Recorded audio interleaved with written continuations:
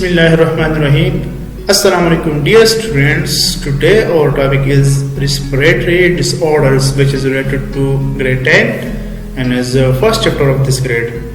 Dear students, पिछले lecture में हमने बायोलॉजिकल कॉन्सिक्वेंसेस ऑफ स्मोकिंग के बारे में हमने डिटेल से डिस्कशन की थी, लेकिन आज हम रिस्पिरेटरी डिसऑर्डर के बारे में हम डिस्कस करेंगे. ठीक है, ये आपका आखिरी टॉपिक है इस फर्स्ट चैप्टर का. ठीक है, अच्छा, तो रिस्पिरेटरी डिसऑर्डर्स मुख्तलिफ किस्म के होते हैं.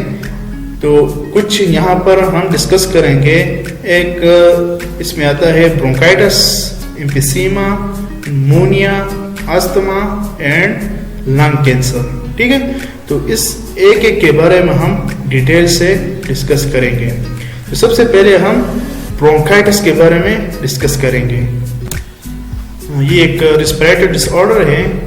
इसमें ये होता है कि ये जो ट्रेकिया है जो टू ब्रोंकाई में डिवाइड होता है, एक right bronchi and left bronchi. तो इसका जो लीनिंग होता है, ठीक है, ये जो पाइप जो आप देख रहे होंगे, एक पाइप होता है, ठीक है, इसका जो ये रीजन है इसको लीनिंग कहते हैं. ठीक है, इसका जो ये लीनिंग है या ब्रोंक्यूल्स का, ब्रोंकाई डिवाइड होता है ब्रोंक्यूल्स में. ठीक है, वो इन्फ्लेम होता है या इन्फेक्टेड होता है. ठीक है, इस इन्फेक्शन की वजह से इसका जो ये लीनिंग पार्ट आपको नजर आती है, ये बिल्कुल नर्व होता है. ठीक है, तो इस नर्व की वजह से इसमें हवा आसानी नहीं जा सकती, इसमें आसानी से जा सकते क्योंकि ये नॉर्मल है. अगर ये इन्फेक्टेड होता है तो इसका ये जो सुराख है वो तंग हो जाता है. ठीक है, तो इसमें हवा जो है वो आसानी के साथ फ्लो नहीं करता, तो ये इसमें एयर फ्लो जो है वो रिड्यूस होता है. ठीक है, इसका जो शॉर्ट टर्म है उसका ट्रीटमेंट तकरीबन 2 वीक्स में हो जाती है. ठीक है, विदाउट एनी मेडिकेशन वगैरह. अगर इसका सीवियर हो जाता है तो हम इसके लिए डॉक्टर के पास ले जाते हैं, वो मुख्तलिफ ट्रीटमेंट जो है उसका करते हैं. आप आगे स्टार्ट में हम इसको डिस्कस करेंगे. ठीक है, इसमें तो इसकी काज़ क्या होता है, किस वजह से ये ब्रोंकाइटिस जो है वो काज होता है. ठीक है, इसमें वायरसेस होते हैं, इसके साथ वायरसेस से भी होता है, जैसा कि आजकल कोरोना है ना, तो कोरोना भी एक वायरस है, इससे भी रिस्पिरेटरी डिसऑर्डर होते हैं. लंग्स जो है अपना फंक्शन नहीं कर सकता. ठीक है, वो अपना फंक्शन छोड़ देता है, उसके जो अल्विलाई होते हैं वो डैमेज होता है. तो इस वजह से ये ब्रोंकाई को डैमेज करते हैं वायरसेस. बैक्टीरिया भी इसमें आता है, पार्टिकल्स जो इरिटेट करते हैं हमारे ब्रांकियल ट्यूब्स को, वो इसका भी काज में आता है. और इसके साथ साथ म्यूकस जो है इस एयरवेज में वो बन जाती है. आप इसमें देख सकते हैं ये म्यूकस है, ये एयरवेज में ये म्यूकस बन जाते हैं. इस वजह से भी फ्लो ऑफ एयर जो है वो आसानी नहीं हो सकता. ठीक है, तो ये इसकी काज और रिस्क फैक्टर्स है.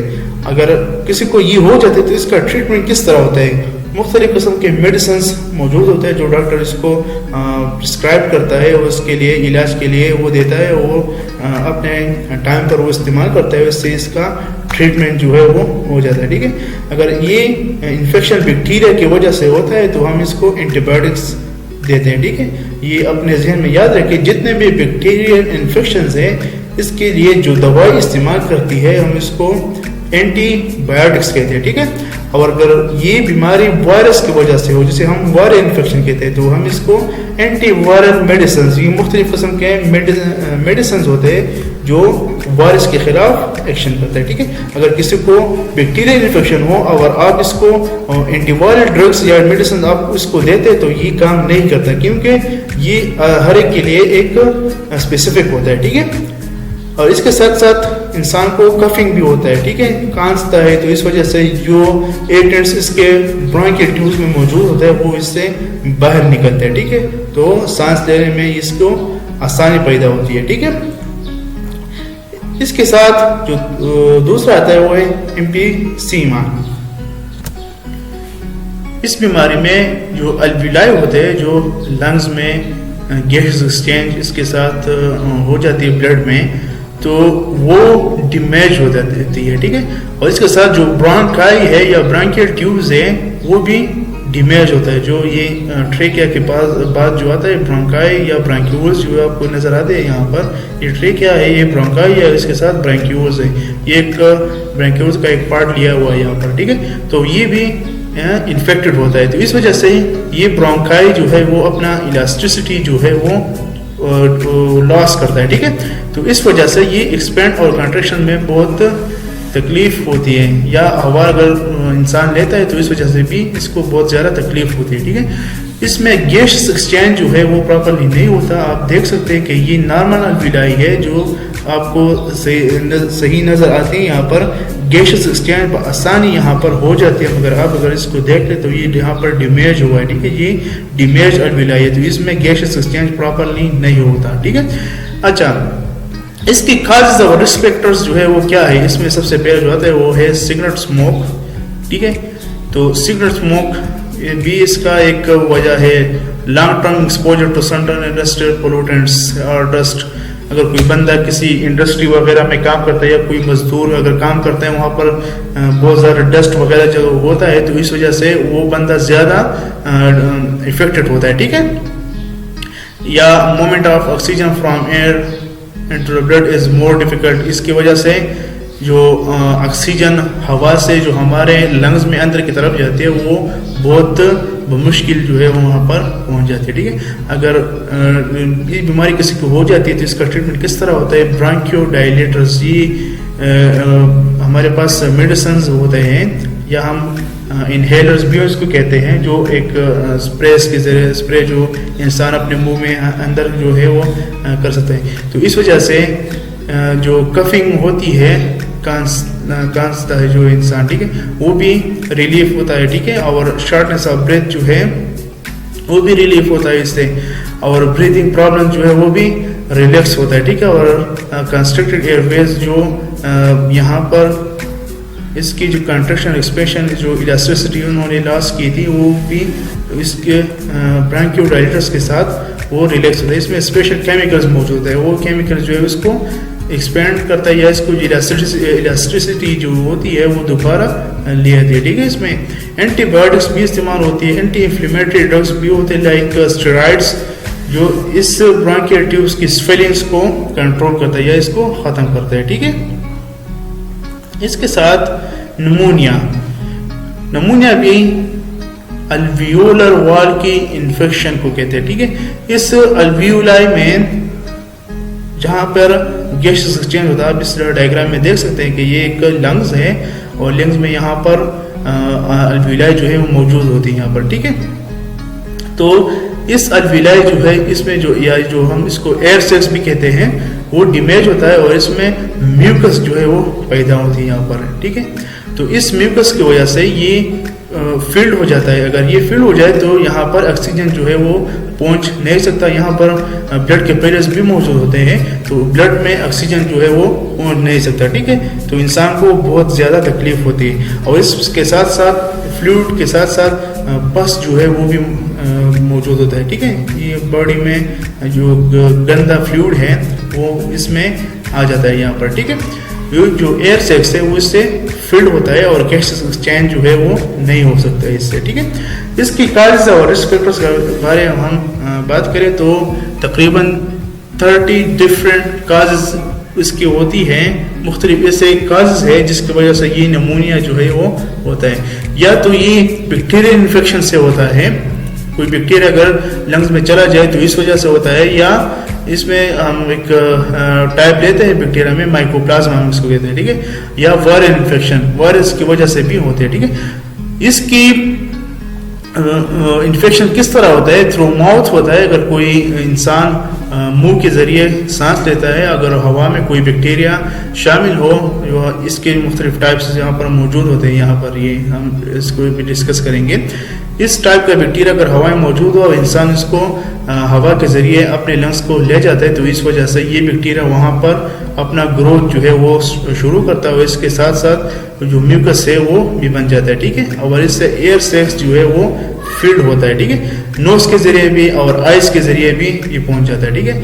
ये मुख्तलिफ किस्म के बैक्टीरिया है, streptococcus, pneumonia, haemophilus, influenza, legionella pneumophila, ठीक है, स्ट्रेप्टोकोकस ऑरियस एंड माइकोप्लाज्मा, ये मुख्तलिफ किस्म के बैक्टीरिया है जिससे ये निमोनिया जो है वो काज होता है, ठीक है। सिम्टम्स क्या होता है, अगर किसी को निमोनिया होता है तो इसमें इसका सिम्टम्स अलामत क्या होता है, इसमें एक शेकिंग चिल्स होता है, ठीक है, इंसान को बहुत ठंड लगती है और वो शेकिंग करता है, चैटरिंग टीथ भी करता है, सिवियर चेस्ट पेन भी होता है, इससे कफ विद स्पूटम प्रोडक्शन भी होता है, उसका जो बलगम है उससे वो आता है, ठीक है, कफ के जरिए, स्नीजिंग भी होती है, ठीक है, और सोर थ्रोट, गला भी इसका ख़राब होता है, और फीवर तकरीबन इसका 104 डिग्री फ़ारेनहाइट इसका फीवर होता है, बुखार, और स्वेटिंग भी होती है, और रैपिड ब्रीथिंग भी होता है इससे, और पल्स रेट भी इससे इंक्रीज होता है।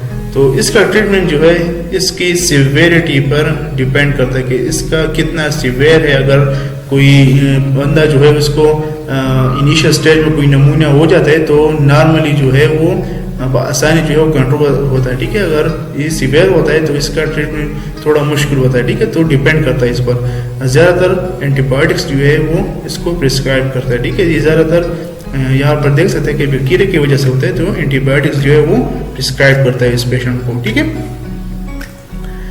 अच्छा, इसके बाद आता है आस्थमा, ठीक है। तो आस्थमा जो है ये swelling in the walls of bronchi और ब्रोंकियोल्स, ये ब्रोंकाई और ब्रोंकियोल्स आप देख सकते हैं, ये एक नॉर्मल एयरवे है। तो नॉर्मल एयरवे जो है वो रिड्यूस होता है, आप देख सकते हैं कि ये नॉर्मल है, ये थोड़ा रिड्यूस है, ठीक है, और इससे ज़्यादा रिड्यूस जो सिवियर होता है ये अस्थमा, ठीक है। और इसकी जो नॉर्मल आप देख सकते हैं कि ये इसका लीनिंग जो है ये ओपन होता है, ये इससे कंस्ट्रक्ट होता है यहाँ पर, ठीक है। तो हवा जो है इसमें आसानी के साथ नहीं जा सकती, इंसान को बहुत तकलीफ होती है, ठीक है। इनर पैसेज जो है वो रिड्यूस होता है।